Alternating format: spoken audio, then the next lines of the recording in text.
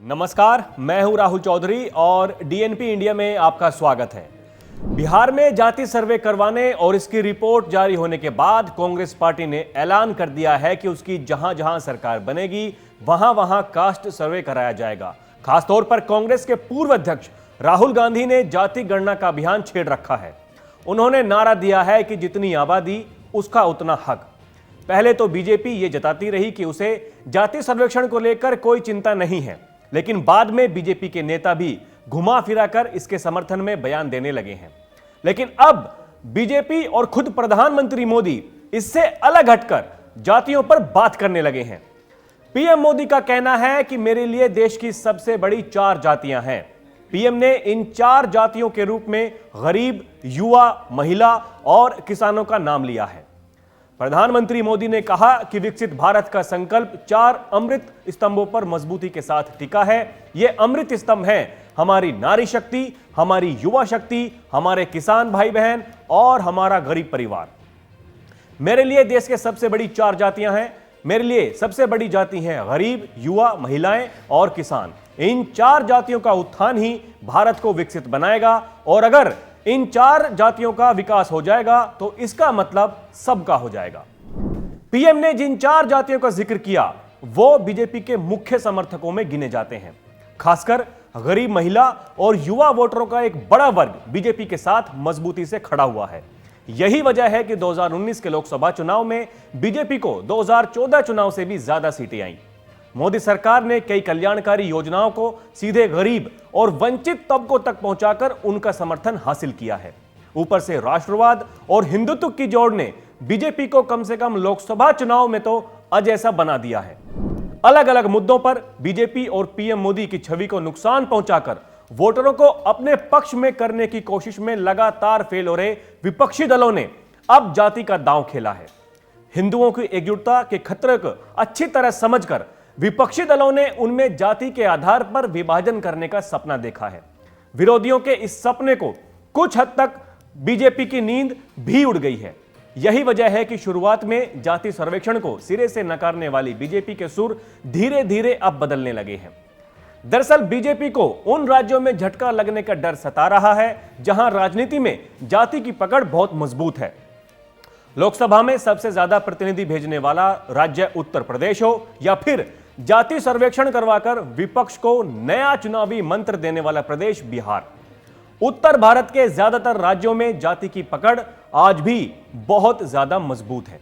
ऐसे में विपक्ष इस उम्मीद में जाति सर्वेक्षण पर जोर दे रहा है कि मोदी सरकार की योजनाओं को लाभार्थी बनकर अपना जातीय पहचान को पीछे छोड़ने वाले मतदाताओं को फिर से मंडल राजनीति की तरफ खींचा जा सकता है। वहीं बीजेपी को डर सता रहा है कि अगर ऐसा हुआ तो ओबीसी वोटरों में सेंध लग जाएगी और 2024 के लोकसभा चुनाव में उसकी आसान जीतने की उम्मीद पर पानी फिर सकता है। यही वजह है कि पीएम मोदी भी लाभार्थियों से लगातार सीधा संपर्क साधते रहते हैं।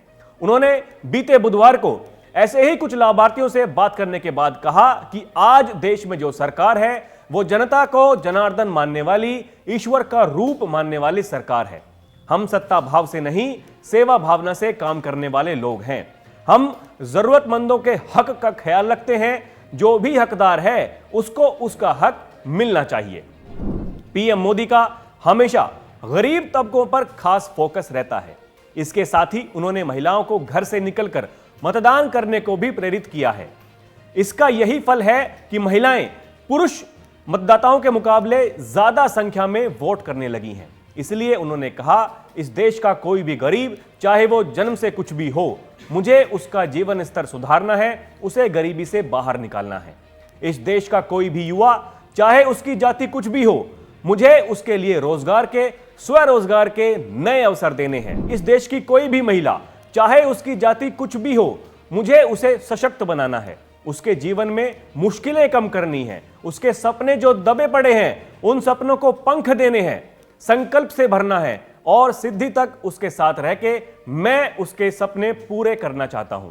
इस देश का कोई भी किसान, चाहे उसकी जाति कुछ भी हो, मुझे उसकी आय बढ़ानी है, मुझे उसका सामर्थ्य बढ़ाना है, मुझे उसकी खेती को आधुनिक बनाना है, मुझे उसकी खेती में जो चीजें उत्पादित होती हैं उसकी मूल्य वृद्धि करनी है।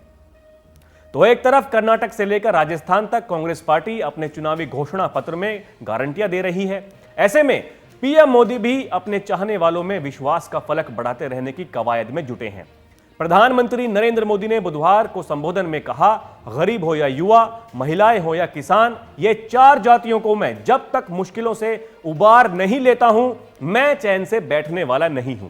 बस आप मुझे आशीर्वाद दीजिए ताकि मैं उतनी शक्ति से काम कर सकूं, इन 4 जातियों को सारी समस्याओं से मुक्त कर सकूं। और ये चारों जाति जब सशक्त होंगी तो स्वाभाविक रूप से देश की हर जाति सशक्त होगी। जब ये सशक्त होंगे तो पूरा देश सशक्त होगा। यानी एक तरफ जहां कांग्रेस समेत पूरा विपक्ष जाति गणना की मांग पर अड़ा हुआ है, वहीं बीजेपी के बड़े नेता और खुद पीएम मोदी लगातार इस बात को दोहरा रहे हैं कि देश की गरीब जनता का कल्याण करना ही देश का कल्याण है। जातिगत जनगणना कराकर समाज को जातियों में बांटकर देश का कल्याण होना संभव नहीं है। तो अभी के लिए इतना ही। खबरों का सिलसिला जारी है।